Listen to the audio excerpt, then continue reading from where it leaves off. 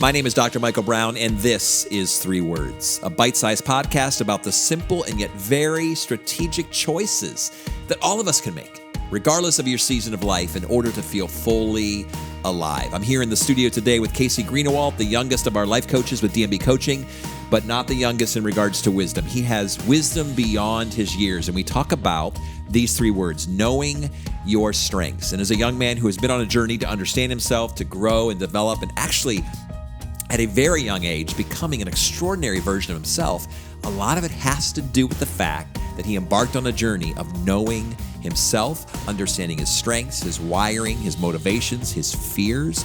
We have that conversation today. We invite you as the listener, as the viewer, to be able to engage with various tools and processes to better understand yourself. Because why would we not want to be the best version of ourselves? Of course we do. But the only way to be the best version of yourself is to know yourself. Check out this episode. So Casey Greenawalt, my youngest life coach on the team, dear friend, brother. I just learned off camera that probably in the next, 5 to 6 months, you'll be heading across the country, moving to Arizona with your dear wife, Jenna. Yes. So while we'll continue to have our relationship and hopefully continue to do these kind of podcasts, this might be one of our final ones here in the 3 Words Podcast studio. I know. So thanks for being here today. And obviously a really important topic, these 3 words. Our 3 words for today are know your strengths. Know your strengths. Okay. Yeah. Now, you and I have obviously been working with a variety of clients for the past several years, and oftentimes we've done some assessments to help individuals identify their strengths. So why is these 3 words important to you? Yeah, I think so. Whenever you're talking about self-improvement, trying to become the best version of yourself, however you want to say it, one of the parts that usually comes up quickly is like, what does that look like? Like, what does it look like for me to be the best version of myself? So something I'll often say is, in order to be the best version of yourself, you have to know yourself, right? You have to know what it is that makes you do the things you do. You have to know the things that maybe come intuitively to you, the things you're really good at, the things that other people see in you, right? Like that helps become the best version of yourself. So when we talk about becoming that best version, you have to know what that looks like and what that means. And so today, I think part of the conversation is going to be talking about some of these tools out there where people can identify some of these strengths and who they are. If you're talking about strengths, obviously Clifton Strength Finders probably comes to mind. Many of you maybe have heard of this before. Clifton Strength Finders is a strengths-based personality assessment that has 32 different themes, I believe. And each theme gives you kind of an idea of how you may use that strength and how those strengths work together when you take the test. There's lots of other tests. But before we get into more of the conversation, I do want to give like a caveat, because I think before we step into this, you might have checked out already because you hate these things. You hate personality tests. You look at them and you go, people use these as a crutch to have bad behavior. They let it define them. It's their identity. It's just not helpful, right? And on the other end, some of us take these at everything that they're worth, right? This is who I am. You've taken every personality test on Facebook. You know what Nemo character you are. You know what Disney princess you are, right? And so that's your identity. That's who you are.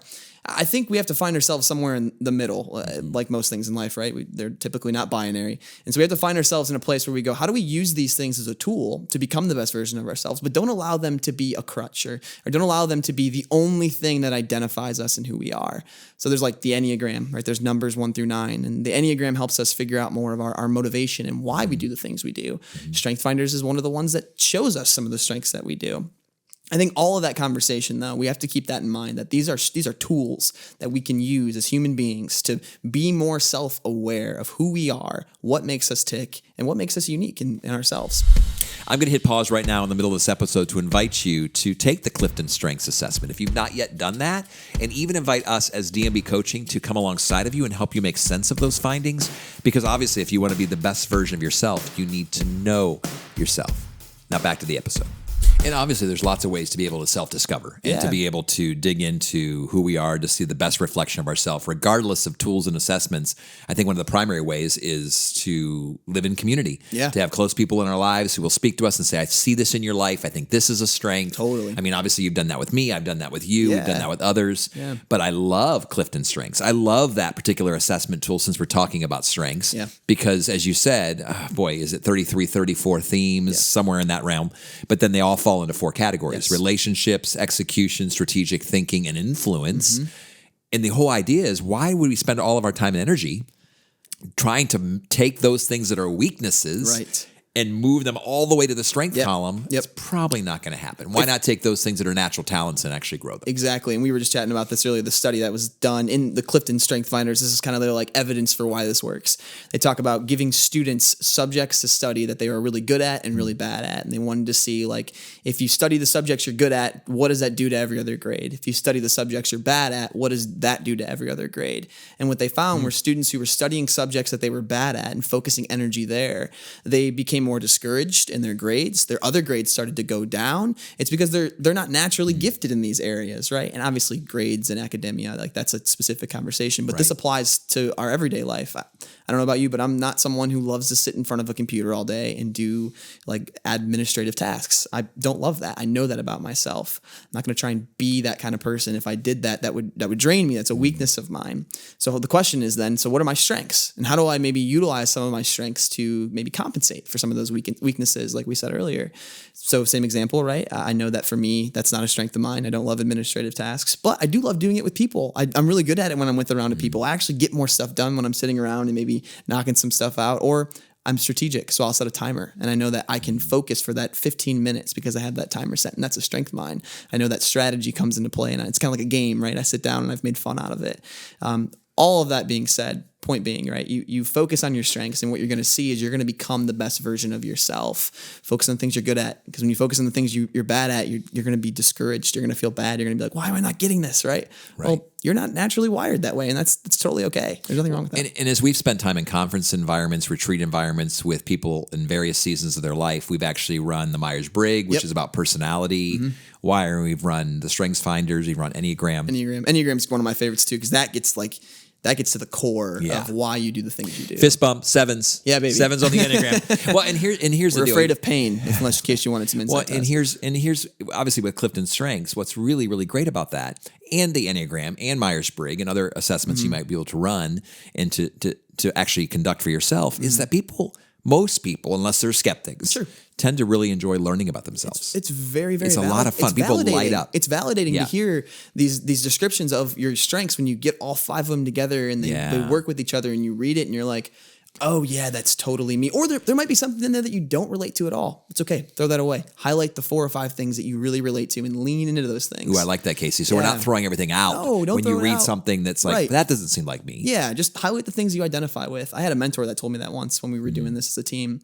And that would be something else I would say. If you're a leader and you lead a team of people, you're responsible for their development and whatever it may be, I highly, highly recommend entering into this, because if your team knows their strengths, it's really fun to develop people that are self-aware, because they're leaning into the things they're good at. You're helping as a leader, you're getting to come up with creative ideas and ways for them to develop and become that best version, become the best worker, become the best husband, wife, whatever it may be.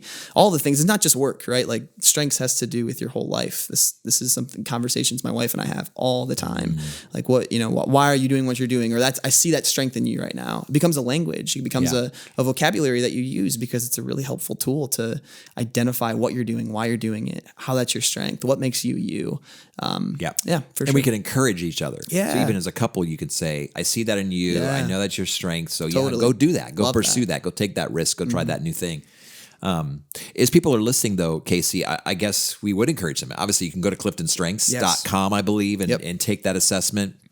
You know, if you're doing it within a company or we're giving them some organization. free advertisement right now too. We are. Just They're make not a them pay us. sponsor. They're not giving us any money for this podcast. But I mention it because obviously if they take that assessment and they see their top 5 strengths and they begin to kind of think about which of those 4 domains it's in, they can always reach out to you. They can reach out to me. Absolutely. You can reach out to 3 Words Podcast. We would be more than happy to kind of help you make sense of those results. Sure.